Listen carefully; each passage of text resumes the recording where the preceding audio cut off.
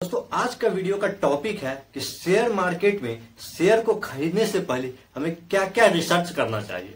जाने अनजाने में बिना रिसर्च किए बहुत सारे ऐसे स्टॉक खरीद लेते हैं जो कि रत्ती भर उसमें भरोसा नहीं होता है या उसकी क्षमता नहीं होता है कि वो ग्रो कर पाए, और फिर क्या होता है कि वो बिना रिसर्च का मुझे आ गया रहता है, फिर उसके बाद मुझे उस पर पछताना पड़ जाता है। तो आज के इस वीडियो से आपको यह सारे पॉइंट क्लियर हो जाएगा कि किसी भी शेयर को जब मुझे खरीदने का मन हो तो उसमें मैं क्या क्या देखूं और कहां कहां से देखूं। मैं इसको सारा डिटेल्स भी आपको बता दूंगा कि ये चीज यहां से देख लोगे, और जब सब कुछ अगर आप करना शुरू कर दोगे ना तो ज्यादा नहीं, एक शेयर को ढूंढने में ना आपको 5 से 10 मिनट लगाना पड़ेगा उसके बारे में। उसके बाद आप उस पर रिसर्च करना शुरू कर जाओगे, फिर आप जो भी कोई शेयर देखोगे या कोई आपको बता भी देगा तो आप तुरंत उसके बारे में सारा फंडामेंटल टेक्निकल देखो कि समझो हाँ ये खरीदने लायक है या नहीं है। तो जो मैं यहाँ कुछ पॉइंट आपको दूंगा उस सारे पॉइंट को एक चेकलिस्ट बना के आप रख सकते हो, और उसे किसी भी स्टॉक को खरीदने से पहले आप उन चेकलिस्ट को फॉलो कर लो। और जब अगर सारे पैमाने पर अगर वो फिल बैठता है तब आपकी जो गुंजाइश है किसी भी शेयर को में लॉस होने की वो कम हो जाएगी। पहला जो पॉइंट यही है कि किसी भी कंपनी को अगर बाय करना हो आपको तो उसका पहला चीज मुझे क्या देखना है, तो भैया सबसे तो पहले आप उसका बिजनेस मॉडल देखो। बिजनेस मॉडल देखने का क्या मतलब हुआ कि कंपनी पैसे कैसे कमा रही है, क्या वो प्रोडक्ट बेच रही है तो कैसे मैन्युफैक्चरिंग कर रही है या सर्विसिंग कर रही है, तो इससे आपको यह समझ में आ जाएगा। और एक एग्जांपल भी मैं दूंगा, जैसे कि मान लो सर पीडीलाइट कंपनी के बारे में आपको स्टडी करना है, तो अब क्या करना है, आप गूगल पे जाओ, वहां पे पीडीलाइट डाल दो, खोलो, जैसे फर्स्ट में आएगा वेबसाइट आ जाएगा पीडीलाइट का, अब उसे ओपन कर लो। अब उसके बारे में देखो व्हाट अबाउट क्या करती है, फिर आपको पता चला अच्छा ये प्रोडक्ट है, फेविकॉल है, यहाँ लगता है, ये लकड़ी में लगता है, इसमें लगता है, तो आपको क्या लगेगा, अच्छा ये जो फेविकॉल है ये इसका कंपनी है, तो आपको क्या लगेगा कि इसे तो मैं यूज करता हूं। तो अब इससे आपको ये समझ में आया ना कि कंपनी कहां से वो प्रोडक्ट बनाती है, फिर उसे सेल करती है और वहां से वो रेवेन्यू जनरेट करती है। तो पहला पॉइंट आपको ये क्लियर हुआ। अब आप उस बिजनेस को समझ गए। अब ये देखना है कि उसकी जो प्रोडक्ट है उसकी मार्केट में क्या डिमांड है। क्या ऐसा तो नहीं कि आने वाले समय में फिर उसकी डिमांड खत्म हो जाएगी या फिर उसे कोई रिप्लेस कर देगा, क्या उसकी आने वाले समय में जरूरत खत्म हो जाएगी। तो भैया फेविकॉल जैसी कंपनी की जरूरत खत्म होगी।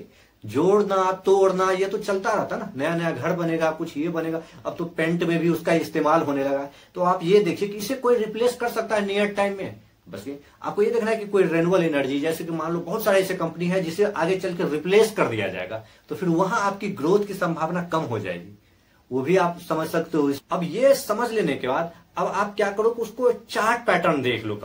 गूगल पे सर्च करें, पीडीलाइट डाल दीजिए, ओपन हो जाएगा। अब ये जो चार्ट पैटर्न है, अब ये देखो, इसे शॉर्ट टर्म में मत देखना है, लॉन्ग टर्म में देखो, 5 साल में 10 साल में देखो कि सर ये क्या है। अब आपको क्या दिख रहा है कि 10 साल में ये चार्ट ऊपर ऊपर ही गया है, तो यहां से आपको एक कन्विक्शन आएगा। और ये चार्ट देखिए 10 साल में आपको यहाँ क्या लग रहा है, नीचे नीचे आया, तो यहाँ आपकी कन्विक्शन नहीं बन सकता है। तो बस यही चीज ध्यान देना है, जो लगातार लंबे समय का चार्ट अगर देखोगे और ये अच्छा रिटर्न बना के दे रहा है, उस कंपनी के ऊपर आपका भरोसा होगा। और ये जो रेट दिख रहा है ना, इस पे अगर आप करोगे तो यहां से आपका पैसा डूबने की चांस रहती है। तो यहां से आपको ये क्लियर होगी। अब कुछ अलग फंडामेंटल, फर्स्ट देखो प्रॉफिट, कंपनी जो प्रॉफिट कर रही है क्या वो लगातार कर रही है और उसका प्रॉफिट बढ़ रहा है या नहीं। ऐसा तो नहीं कि किसी साल पता चलता बहुत ज्यादा प्रॉफिट हो गया फिर नीचे आ गया, फिर कुछ धीरे धीरे डिक्रीज हो रहा है, तो इससे भी आपको बचना है।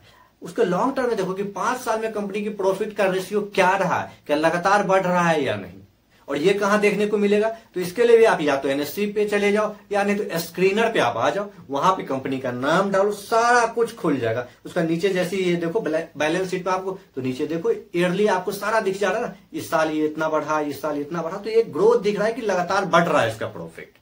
अब प्रॉफिट तो बढ़ रहा है, लेकिन क्या कंपनी का रेवेन्यू बढ़ रहा है, जो कंपनी सेल कर रहा है वो बढ़ रहा है ना। मान लो 500 करोड़ का सेल किया, अगले साल क्या वो 600 करोड़ का किया या 400 करोड़ का। ऐसा नहीं है कि प्रॉफिट तो बढ़ रहा है, अगर रेवेन्यू घट रहा है तो भी आपको सोचने की जरूरत है, भैया कंपनी की रेवेन्यू जब बढ़ ही नहीं रही है तो कंपनी प्रॉफिट कहां से निकाल पा रहा है। जब ये देख लोगे तो आपका खुद एनालिसिस माइंड करना शुरू कर देगा। अब आपको देखना कि डेट, कर्जा देखना बहुत जरूरी है दोस्तों, क्योंकि अगर कर्जे पे नजरअंदाज कर दिए तो कोई भी कंपनी बर्बाद हो जाती है। तो अब आपको उसी के नीचे आना है कि कंपनी के पास कितना डेट है, कंपनी ने अपनी इक्विटी को गिरवी रखा है क्या, प्रमोटर ने अपनी शेयर को कहीं गिरवी भी तो नहीं रखा। और ये सब आपको मिल जाएगा एनएससी और स्क्रीनर पर। जब कंपनी का नाम डालोगे, नीचे स्लाइड करोगे, सारा कुछ मिलेगा कि डेट कितना है, रेवेन्यू कितना हो रहा है, सब कुछ आप वहां से आराम से देखने को मिल जाएगा। अब जो आ रहा है सबसे मेन है मैनेजमेंट और प्रमोटर को देखना।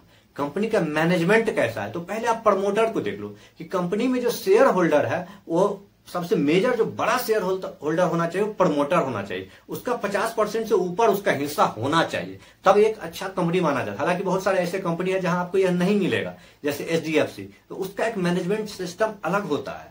तो जब प्रमोटर ज्यादा होगा उसमें 50% से ऊपर, तो आपको यह लगा कि प्रमोटर को इसमें भरोसा है और वो अपनी शेयर लगातार नीचे की ओर बेच ना रहा हो, ये चीज को भी आप ध्यान देना। साथ में ये भी देखना कि प्रमोटर का जो शेयर है कहीं वो गिरवी तो नहीं रखा। ऐसा तो नहीं कि 50% तो है, लेकिन उस 50% में 40% शेयर को क्या किया, उसके बदले में वो लोन ले लिया है। तो कभी भी कंपनी के अंदर ऐसा कोई घोटाला हुआ तो वह कंपनी सबसे पहले डूब जाएगा।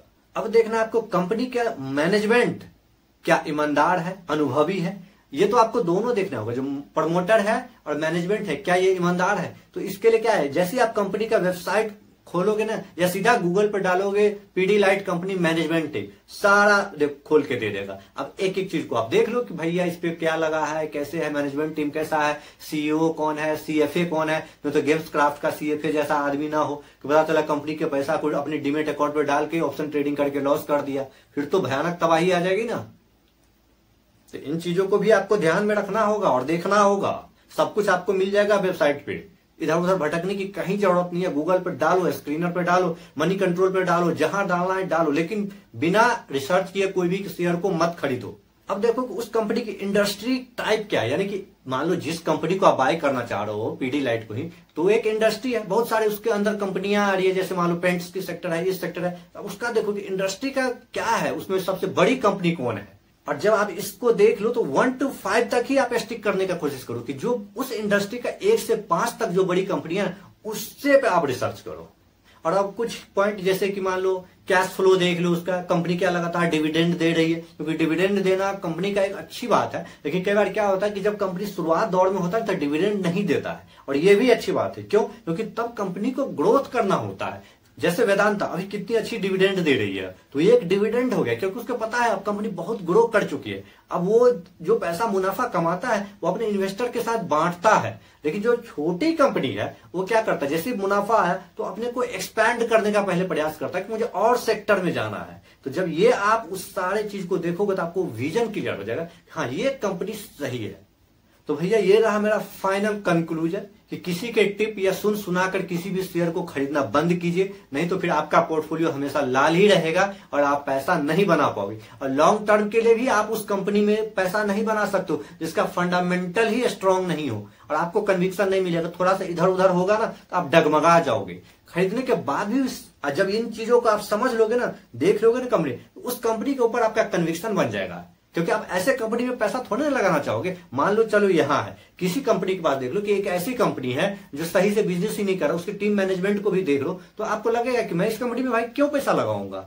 अगर वो कह रहा है कि मुझे पैसा दो मैं बिजनेस को बड़ा करूंगा, क्योंकि आप देख लो भैया इसका तो दुकान ही बंद रहता है, कोई आदमी स्टाफ रहता नहीं है, सामान उल्टा पुल्टा बेचता है। और ये मुझसे कह रहा है कि मुझसे 1 लाख रुपया दो, इसको मैं लगाता हूं और बढ़ाता हूं, तुम्हें प्रॉफिट दूंगा। क्या गारंटी है कि वो प्रॉफिट देगा?